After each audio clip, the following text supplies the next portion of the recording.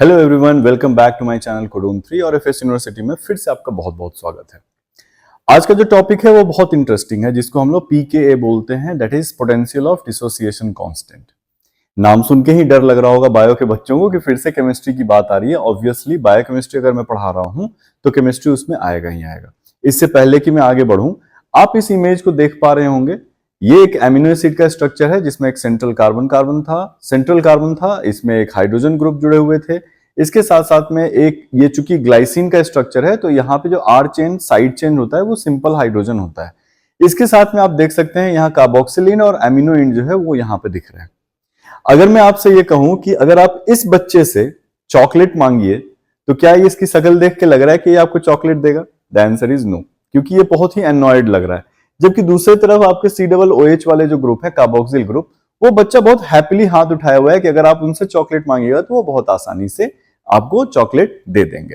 तो चॉकलेट को रिप्लेस कर दीजिए हाइड्रोजन से, यानी कि अगर एमिनो एसिड में जो एमिनो ग्रुप है वो बहुत मुश्किल से हाइड्रोजन को डोनेट करता है, वहीं पे कार्बोक्सिलिन जो होता है वो बहुत आसानी से हाइड्रोजन को डोनेट कर देता है। ये किसकी प्रॉपर्टी है? एसिडिक प्रॉपर्टी और बेसिक प्रॉपर्टी की, यानी एसिड हाइड्रोजन डोनेट करते हैं और एमिनो एंड जो है हाइड्रोजन डोनेट नहीं करते हैं।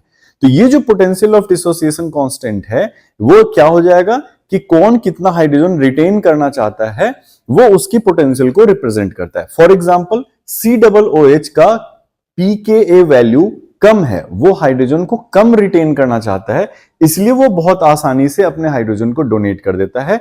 वहीं पे एमिनो एसिड का pKa वैल्यू जो होता है वो बहुत हाई होगा एमिनो एंड का, जिसके चलते वो बहुत आसानी से हाइड्रोजन को डोनेट नहीं कर पाता है। तो ये एक सिंपल मेथड था pKa को समझने के लिए।